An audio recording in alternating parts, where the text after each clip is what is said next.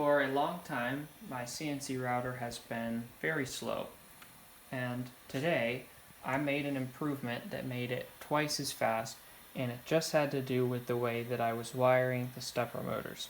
So I'm going to talk about stepper motors. Some of them have 4 wires, some of them have 6. This is an example of one that has 6.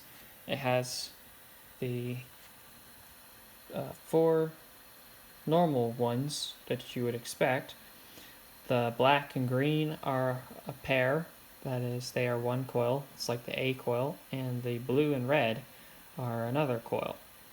Now, these two are the center taps. So if you picture inside the motor, the coil between the green and the black, imagine it has 100 turns. So it starts here and then there's 100 loops and then it gets to here. Well, when they made the motor, they went 50 turns and then they attached this yellow wire and they called that the center tap, and then they went 50 more turns and got to the end, and that's the black wire. So the yellow wire attaches to the motor coil halfway in between the green and the black. So for a long time I was using the stepper motor with the A coil driving these two and the B driving these two. But today what I did is on each coil I ditched the one end and drove it from the center and an end. So basically I'm driving half of the coil, and I did the same on the other side. I ditched red and just went blue to white, which is only half the coil. So why is this making a difference?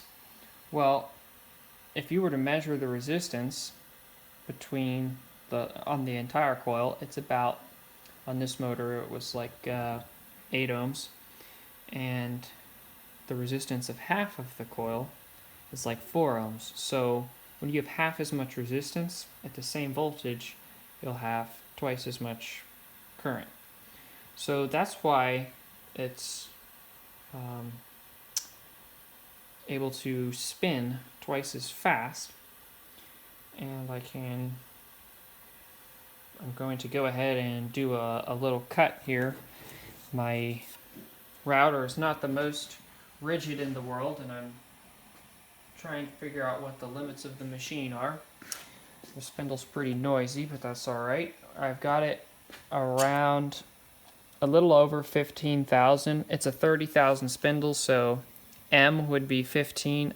I'm going to go to a little higher than that because when it starts cutting, the speed's going to drop. It is not a AC drive motor. It doesn't have a closed loop control. So here we go. I have never cut aluminum that fast on this router. It is definitely an improvement.